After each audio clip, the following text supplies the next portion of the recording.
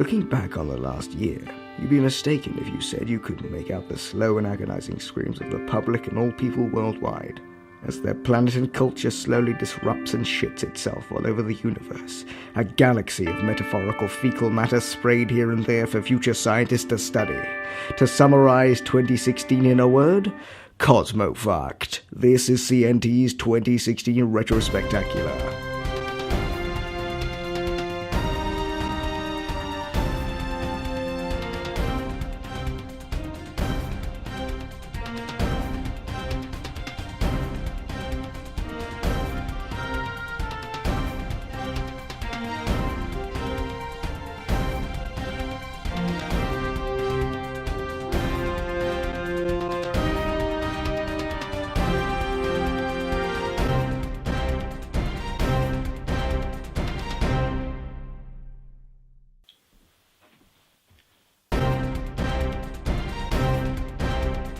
Oh, hello there.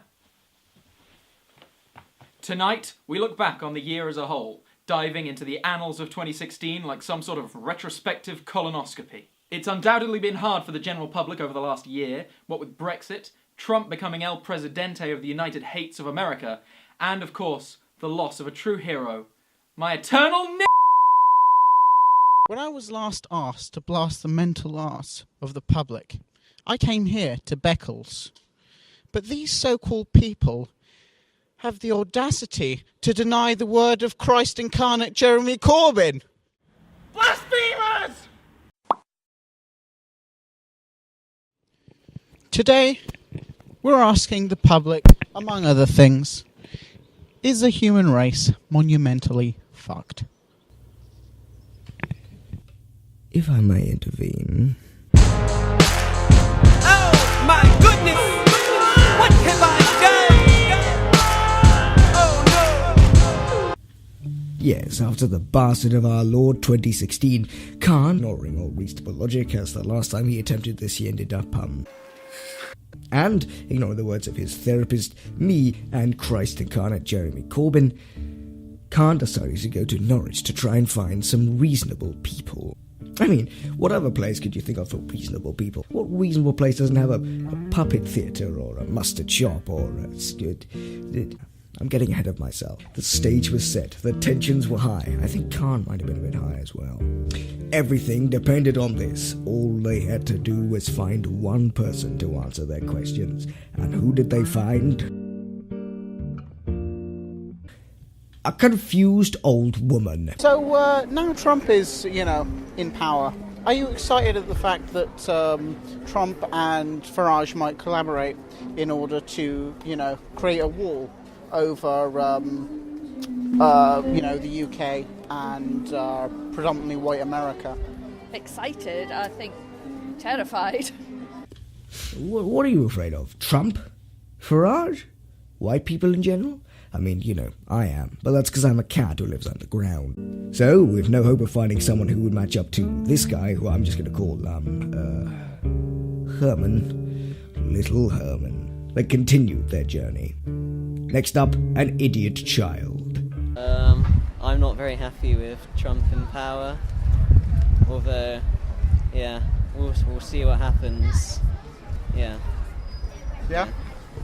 What do you know? You just come out of the bloody womb, arse first.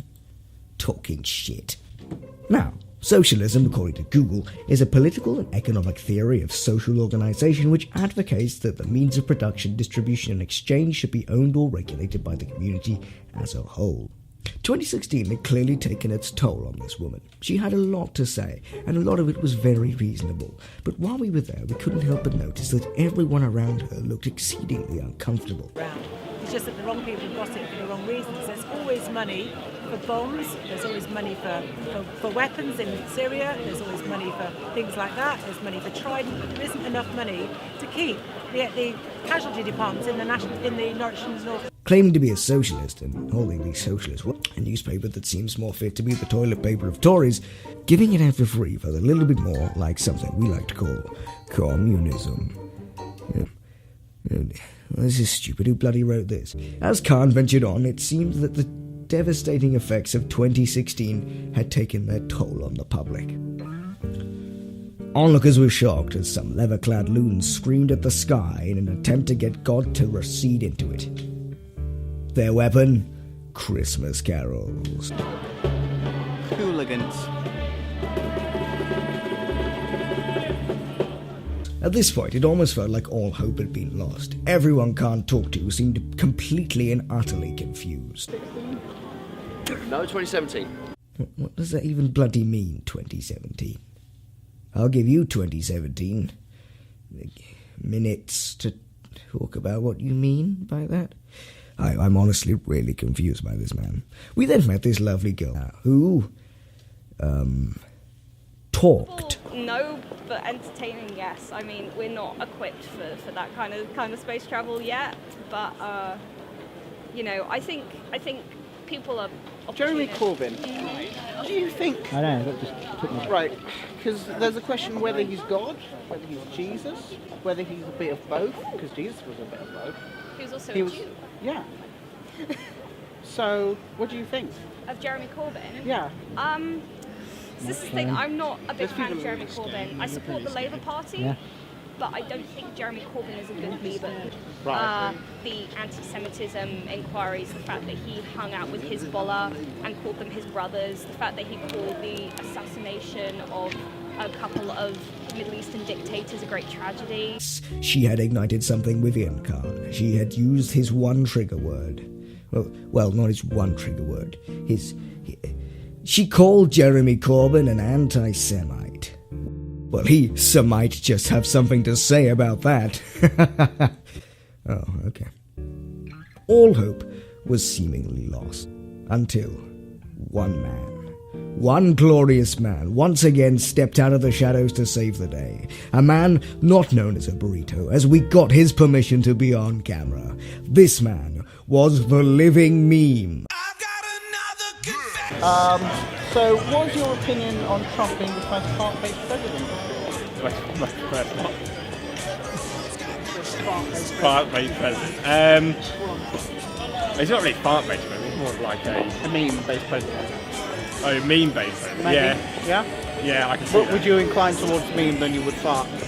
Yeah, although Barack Obama was in quite a few memes to kind of lead Indeed. so that's more when he became president. Yeah. Are you worried about the Trump presidency bringing more memes to the masses? You know? Well, more memes are good memes. You know, as long as they're decent, then what's to worry about? The day was saved. Not all heroes wear capes, as I said last time. Some of them wear ridiculous hats and pink shorts. This man was a true hero. But the day had taken its toll on Khan. And as it drew to a close, he had but one thing to say. As the year concludes, we have one thing to say about it.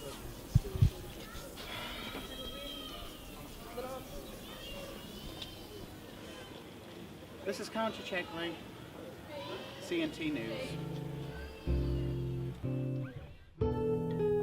Thank you, and I've been your over-enthusiastic narrator. What a cock. 2016 was a landmark year for political correctness, seeing the internet come out in droves to support wig-on-a-stick Caitlyn Jenner, Trump receiving Christ-like lashings from idiot children all over the internet, and feminism receiving a new thing to be angry at in the form of Hugh Christ-on-a-stick Mungus.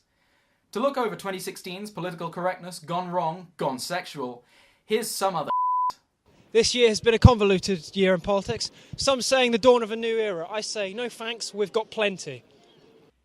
Tim Farron of the Lib Dems has dropped out as leader of the party due to a long-standing identity crisis. Wait, who are we talking about here?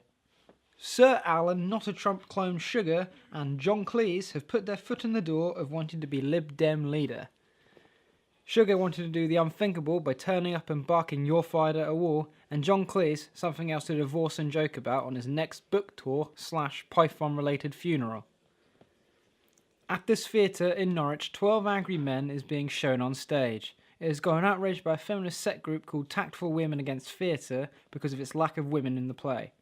I talked to one of the feminists, upper-middle-class white woman, Veronica Bluesbury. So you're an upper-middle-class feminist. Why are you protesting this play? I must stop you there. I'm a feminist. Like Feminem. I I'm some lady, some random old lady. Don't call me man, the poster up and up a crack lately. No.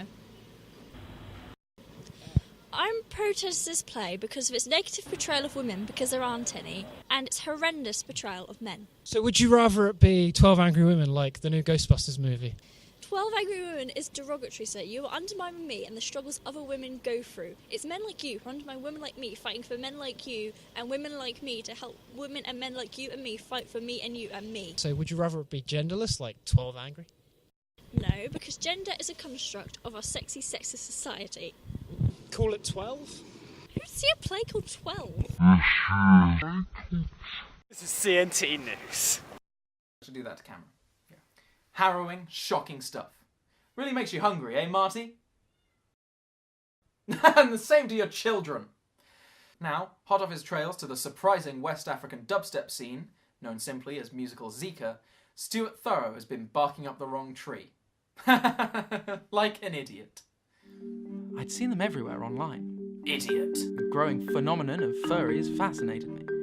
I was assured at every turn that it wasn't, to quote Furmaster General Fluffs, a sex thing, but the mere existence unnerved me like an unnerving thing. And in May of 2016, something shifted forever.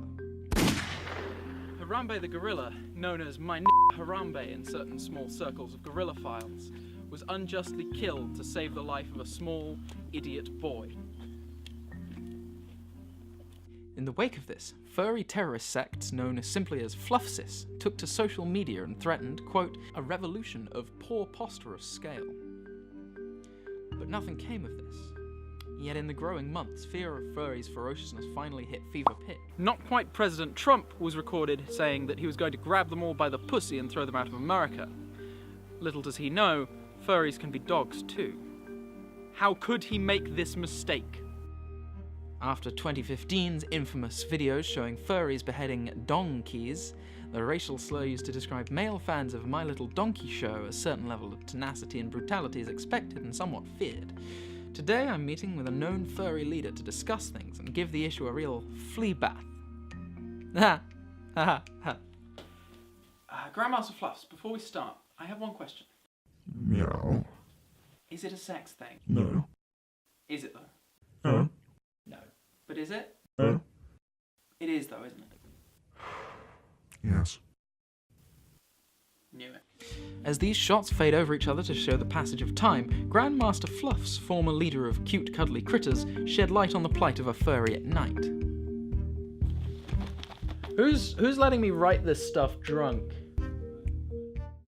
Sometimes I have flashbacks of the hard times when someone like me couldn't walk the streets without getting beaten and coughing up furballs. We're not terrorists. Who said we were terrorists? Die Hard. Some of our younger members, they get a little pent up. They explode, sometimes literally. And they have a saying, it is easier to chase one's clip-on tail than it is to live the life of the clip-on tail. That makes no bloody sense. My search was over, and what did I learn? Fuck all. And now, a quick look at tomorrow's headlines before the break. The Sun declares war on dark chocolate, milk chocolate, and magic stars, declaring them all illegal digestible immigrants. The pound and all physical currency is to be scrapped in favour of QR codes because they're confusing and impossible to steal. And shock sweeps the nation as a tape reveals the Queen calling us all tossers and Brexit the abortion that Philip had wanted since William. See you after this.